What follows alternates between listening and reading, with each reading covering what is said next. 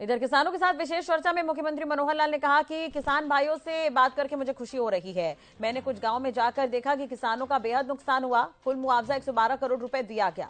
कांग्रेस के समय सिर्फ 1100 करोड़ रुपए का मुआवजा दिया गया था। मैं किसानों की पीड़ा समझता हूं क्योंकि मैं खुद किसान हूं।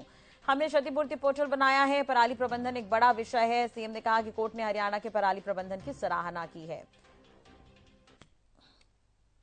कोई किसान नुकसान दिखाने का बताने का शौकीन नहीं होता है, इसलिए हमने कहा कि क्षतिपूर्ति पोर्टल बनाया जाए और हमारे व्यवस्था के हिसाब से हमने एक क्षतिपूर्ति पोर्टल बनाया और सभी किसान बंधुओं को ये कहा कि आप लोग जो है अपना अपना जो उसके अंदर नुकसान हुआ है उसको आप भर दें, चाहे वो खेती का है अथवा किसी मकान का नुकसान है अथवा कोई पशु का नुकसान हुआ है, कोई व्यवसायिक किसी जगह पर पानी भरा तो वो नुकसान भर दें। तो सब लोगों ने उस किसान को भरा है।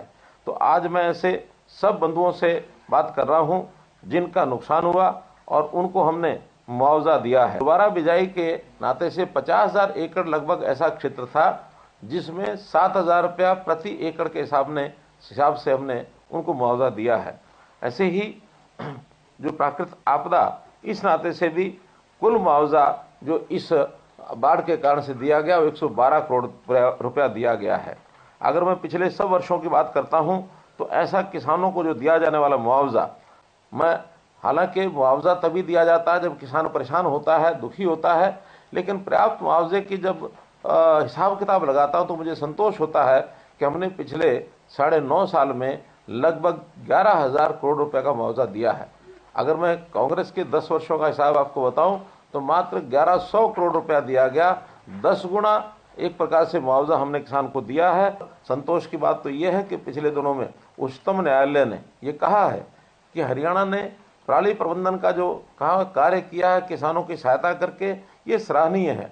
बल्कि पंजाब की सरकार को उन्होंने फटकार भी लगाई है। तो उस नाते से और हम जो किसानों को जो सहायता करते हैं उसका भी एक लाभ हमको मिला है और किसानों ने भी उसका सहयोग किया है।